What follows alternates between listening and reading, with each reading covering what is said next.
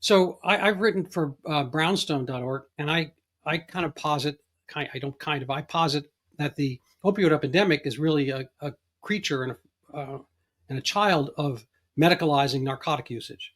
We didn't medicalize cocaine usage. We don't have much change in that. We didn't medicalize alcohol. When I say medicalize, in the 60s, Vincent Dole and his wife, Nyslander, I think, um, at Rockefeller University came up with the idea of replenishing a narcotic user's stock, dose. And they came up with the idea of methadone maintenance.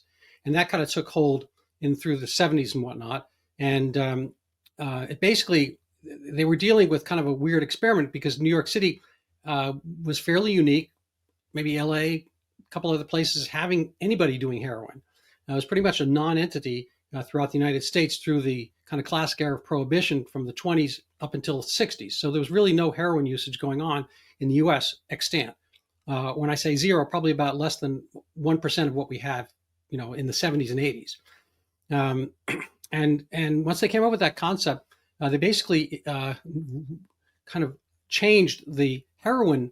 They didn't change the amount of heroin users proportionally, but they actually managed to what's kind of invert that. So the entire country was using at the same rate that the worst place in the U.S. was at that time. And so we basically grew and kept addicted a baseline residual buffer of users to narcotics, and that flourished a market secondarily.